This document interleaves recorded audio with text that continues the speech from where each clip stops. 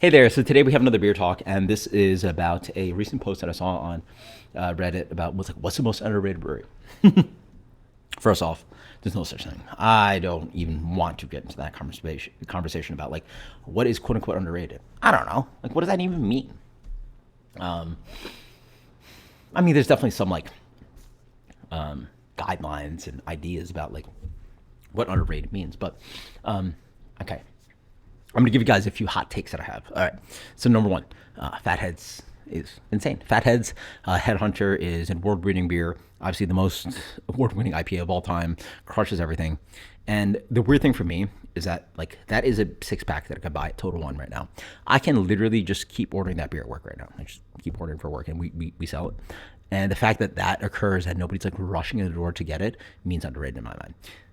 That beer in the pedestal of great IPAs is up there with Alchemist Heady Topper, Russian River, Pliny the Elder, all the monkish beers, all the well, now we're talking about hazy IPA, but here let's go with those two.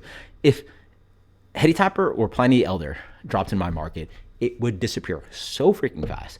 People would be rushing in the door, and hell, Trillium hazy IPAs come down here, and those get bought out real quick. Yet, guess what? Fathead's Headhunter does not, and that is underrated in my mind. The fact that that beer is quote unquote pedestrian, sits on the shelf, nobody cares about it, despite it being an award-winning beer, one of the greatest IPAs that I've ever had, means a lot. Underrated.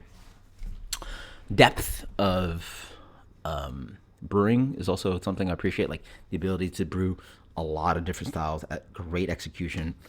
Roaring Table, they've sent me a bunch of beer, crushing it. Grimm from New York City, another one, crushes it. Just so many solid beers across the line. Lagers and IPA and mixed fermentation this and stout that. Just like bang, bang, bang, bang, bang. Like just when you can brew so many styles to great execution, I highly appreciate that. What else is underrated? See, the problem is I'm a terrible person to ask about this stuff because I do review a lot of beers, but I'm not a person that travels.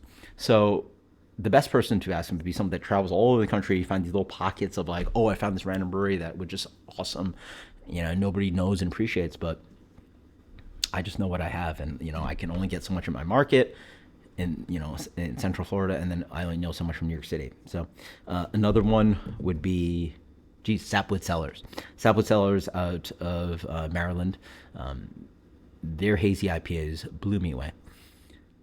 In my mind, probably some of the best hazy IPA I've had within the last 5 years. And I've been back up to New York. I've had a bunch of Treehouse since then. Just Sapwood Cellars blew my socks off. And if people name your top three hazy IPA breweries, it'd be like Other Half, Trillium, Monkish. I don't know, you guys, Fidens. I've reviewed Fidens too. There's a bunch of crazy breweries out there, and hype this, trade that, blah blah blah. Sapwood Cellars blew my socks off, and nobody's respecting them for being, in my opinion, one of the best hazy IPA breweries I've ever had. So, granted, I haven't had it in the last few years, so I don't know. And then the other conversation just goes into like how do we find quote unquote underrated breweries? Oh no! Before I go into that, there's one more brewery I want to mention.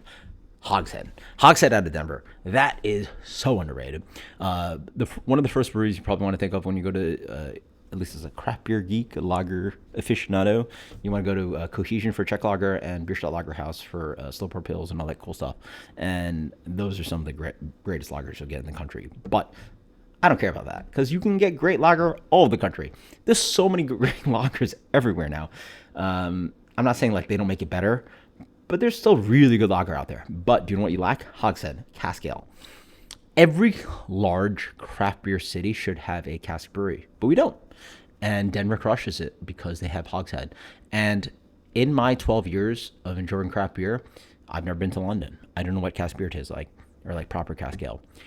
And that revelation I had 2 years ago was like, like I sat there drinking this like, you're serving this like, again, general perception is like this warm, flat, imperial pints of beer. Like, what am I going to do with this? And it is so good and so sessionable. And man, like all you want to do is just like, sit in like a British pub and just watch football. Yeah, it isn't like soccer.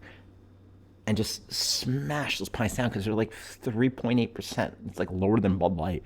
And the amount of character and the deliciousness, right? There's a word deliciousness that I think exists, right? Like there's things are just delicious sometimes.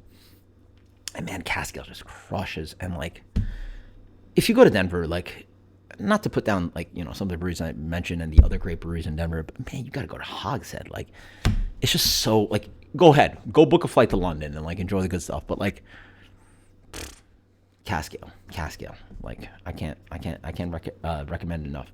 And so that's a few breweries I think are quote unquote underrated. And I don't know what guidelines I gave you for why they're underrated, but those are important beer moments for me to consider them underrated. And the other one to look out for is Craft Beer and Brewing Magazine's podcast. Again, I mentioned this podcast all the time. And Jamie Bogner, who's the editor of the magazine, interviews a lot of brewers. And how he picks those brewers is because they generally just win awards at GABF, World Beer Cup, and then do well at their expert blind tasting with their magazine editors who are also expert tasters. And so, not that like BJCP and like all these blind judges are like perfect, but like you're probably doing something right when you keep winning medals in blind tasting. Like blind tasting is, the purest form of like tasting. And if you keep winning medals and the judges keep thinking your beer is good year after year and you keep winning all these medals, you'll probably make some good beer. And there's so many breweries that I've just like never heard of, and all of a sudden I'm like, boom, all right, cool. If I visit that city, I'm going to your brewery because apparently you make great beer, right? And these are not trade hype breweries generally. A lot of them I've heard of, but then some of them I've just never heard of in my life. And I'm like, oh, cool. Like if I go out there, I'm going to check out your brewery because you learn a lot about the story of the brewery, their production methods and all that stuff, but they just crush. Like they just win medals and they are well regarded by blind judging. Like again, the best way to judge beer is blind, like wine does it, blah, blah, like how you judge anything is blind. The best way to not be influenced by hype and trade value and, the aura of like, oh, this brewery was really good, like I don't care about that stuff. Like, is it good? Is it good? Liquid's good. It's good, right? So I recommend checking that podcast out just to find like great breweries because you're going to find some really smart brewers talking about their beers, but also just find some great breweries out there that you might have never heard of. So that's my hot takes on a few breweries. Obviously, I'm ignoring a swath of breweries because I just don't travel that much. New York City, in my mind, is underrated for a beer city. I love breweries like Wild East and Threes and Finback and KCBC, and everybody hypes up other half, but there's so many other breweries out there. And then I don't even know about the stuff that's happening at upstate in Long Island that's crushing that I'm like, not in touch with anymore. But some great breweries out there, and enjoy great beer. And you guys post in the comments below what's your hot take on what underrated breweries are out there. Later.